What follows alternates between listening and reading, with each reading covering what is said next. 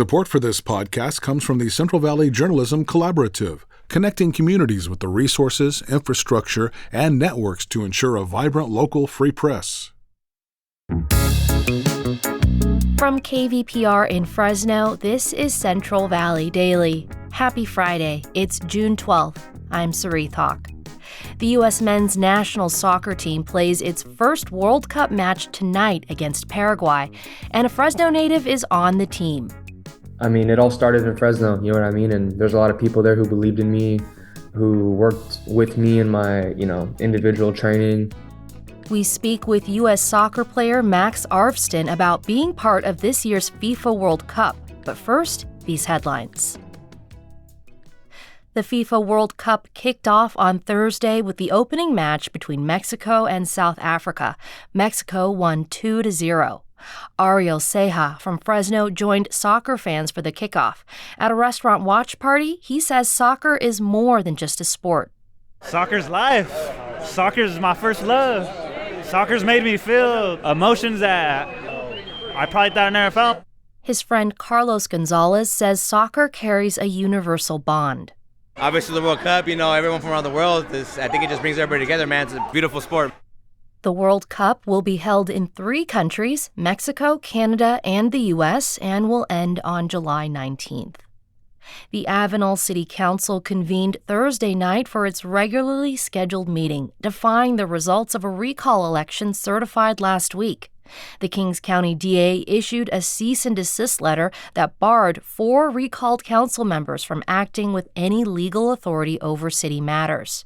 Avenal Assistant City Manager Carla Curiel says the county doesn't have jurisdiction over the city. We're just letting the process go. It's a civil matter, and we continue to believe that the election was unlawful, and we hope that a court can resolve it.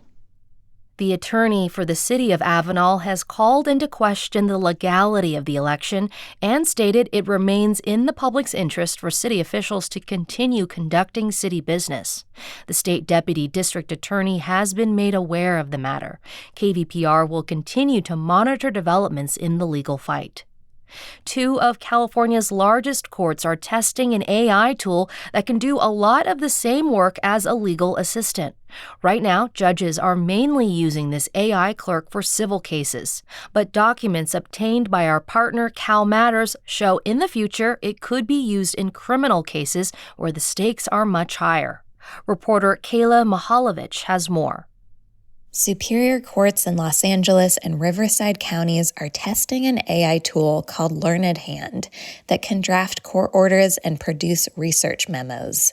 Shlomo Clapper, the founder of the company, says the tool will help understaffed courts cut down on big case backlogs. But the contract between LA County's Superior Court and Learned Hand also includes a roadmap to test the tool's use in criminal cases, and emails between the company and Riverside County raise similar possibilities. I don't want to take the chance, particularly in a criminal case, that AI happens to get it wrong. That's Los Angeles County District Attorney Nathan Hochman. Officials from LA County courts said decisions about using AI in criminal cases are months or years away.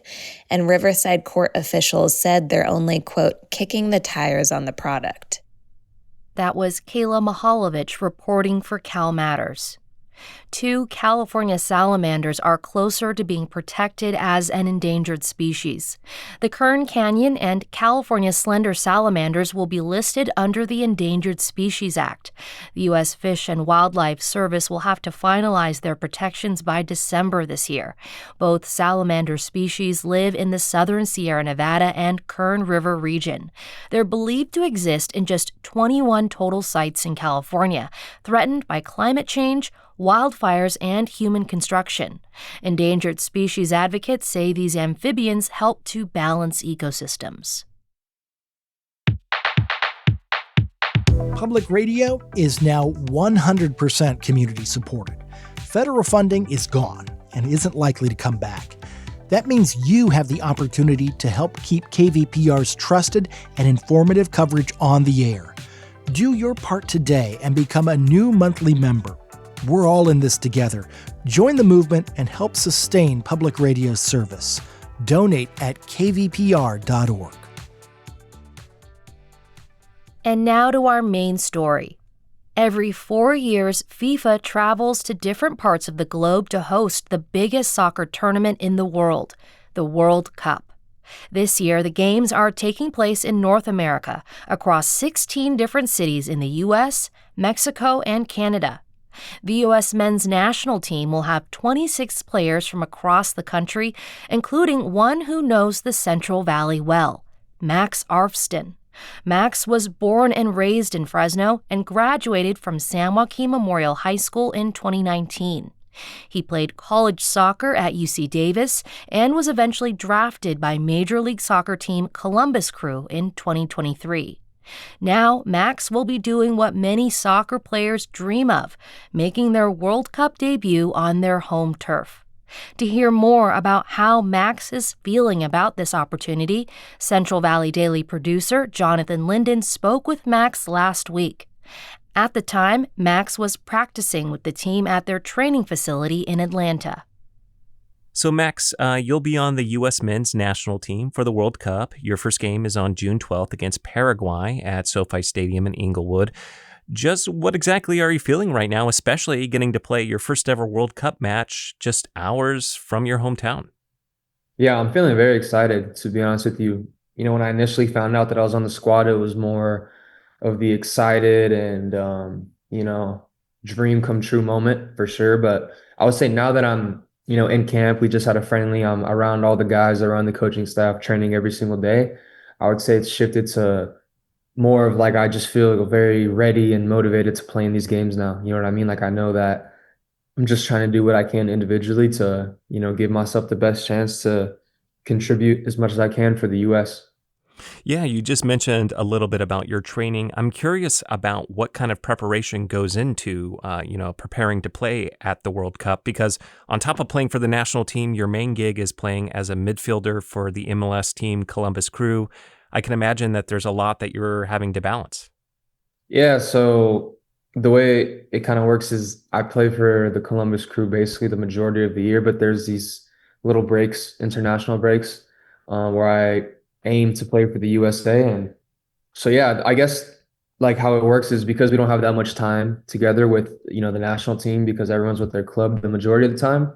They try to really pack a lot of information in a short period of time so that we really understand how we want to play, because it's always different from, your club team. There's like different coaches, different philosophies and everything. So you just got to be focused and really just show that you're up for the task and have that right mentality. How many weeks are you all really able to play with each other then? It sounds like it's a very limited amount of time that you're getting to prep one-on-one with your entire team. Yeah, so every camp is a bit different, but for the World Cup, it kind of just depends on how far you go. So we've been together for about a week and a half now, and then by the time the first group stage game arrives, would have been, I think, 2 weeks. So yeah, but I would say, even though it's a short period of time, there's been a lot of camps leading up to this point. So for the most part, a lot of us players are familiar with one another and with the coaching staff as well. Okay, very nice. And so I want to get to know a little bit more about you personally. You've been quoted in the past as saying, "Fresno built me." Can you talk a little bit about that? How has your upbringing in Fresno been influential in getting to where you are right now in your soccer career? I said that because for me, coming from Fresno gives me a really big chip on my shoulder whenever I'm in these sort of environments, so to speak. Just because I've always felt like the Central Valley in general is very overlooked in terms of talent with athletics and just exposure, I would say. I feel like in California, it's just LA and the Bay Area where people give all the attention to. And to be honest, I'm wanting to use my platform where I'm at now to shed light on, where I came from. And I do feel like I said, there's overlooked talent in the Valley. So so that's why I say Fresno built me, because I feel like it's kind of contributed to my mentality that has definitely helped me get here. And can you share a little bit more about what your journey was like to get to where you are now? I know you went to high school in Fresno and you were a walk-on for the UC Davis men's soccer team. Yeah, so I grew up, born and raised in Fresno. I played for a club team, California Odyssey, basically my whole, childhood into my teenage years. And that's really all I had, as I've stated before. And so my only tangible goal was to try and play Division One. Like that was the only thing within my reach. And UC Davis was like the first school that was interested in me. So I kind of jumped on the first interested school, so to speak. And other schools came later, but I had already given them my word, and I just had a good feeling about going there. I wanted to stay in California, not too far from home. And then I went to UC Davis for 2 seasons. I had a breakout year the last year I was there, and ended up signing with San Jose Earthquakes' second team. So it's like the level right before you get to the MLS, sort of. And from there, then I got drafted to Columbus Crew because San Jose didn't sign me, and then I won MLS Cup with Columbus Crew my first year in 2023. I really broke into the team 2024 and had a good 2025, and now we're really here. So last year was also my first involvement with the U.S. men's national team as well, and I was involved in a lot of the camps last year, and that's kind of carried over into this year. So that's a really short summary of my journey, but I mean, it all started in Fresno, you know what I mean? And there's a lot of people there who believed in me, who worked with me in my, individual training, and really just instilled belief in me that I feel like has, cultivated my mentality to this point. And with the U.S. national team during the World Cup, you'll be playing as a defender for the team. There might be a good chunk of our listeners who might not be super familiar with soccer. So what does your role as a defender entail? What are some of your main goals when you're on the field? How do you support your teammates? Yeah, with the U.S., I mainly play as a left back, which my main role, I would say, is to, I would say I'm personally like a hybrid player. Like I obviously defend with the back four and try to stop the other team from scoring, but I also like to go forward a lot, which is primarily my role with Columbus Crew. Is I play a similar position for Columbus Crew, but they really, really want me to go forward and, provide crosses, provide service, try to get assists, try to create chances from, that left side. And with the national team, they want me to do the same, but I feel like I have a bit more of a defensive responsibility here just because there's a lot more at stake. Obviously, positionally speaking, you get punished more if I'm out of position. So yeah, that's my role with the national team, and I'm embracing it. And, I feel like I've found like a good balance with attacking and defending since I started playing with the U.S. Very cool. And with the group rounds, you'll be playing Paraguay, Australia, and Turkey. Hopefully you all will make it past that and get to play some other teams as well. Is there any particular teams that you're looking forward to playing against the most? To be honest, the one team that I like playing against is Mexico, just because it's a big rivalry. Yeah. I played against Mexico in the Gold Cup final last year, and we lost. So I'm hoping it would be nice to play them again in the World Cup, and then hopefully the result goes the other way. But for me, that's just always a fun game because of the rivalry, of course. And before I let you go, Max, outside of getting to play in games, is there anything in particular that you're looking forward to most during the World Cup? For me personally, I'm looking forward to being back in California. I play, in the Eastern Conference in MLS. I live in Columbus, Ohio, the majority of the year. So for me to have some time in Orange County, LA, it's going to be amazing. The weather's going to be great. So that's what I'm looking forward to the most, is just to be in some nice weather. Well, Max Arfsten, Fresno native and defender with the U.S. men's national team, thank you so much for taking the time. I appreciate it. Thank you. That was Central Valley Daily producer Jonathan Linden speaking with Max Arfsten. The U.S. men's national soccer team will face off against Paraguay tonight at 6 p.m. The team will take on Australia on June 19th and Turkey on June 25th. And that's today's show. Today's episode was produced by Jonathan Linden and KVPR, with support from the Central Valley Journalism Collaborative. I'm Sarith Hawk. Find the latest local news anytime at kvpr.org.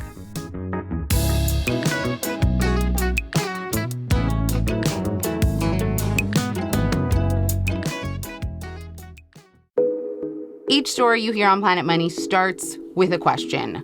What happens if we refund tariffs? Why are groceries so expensive?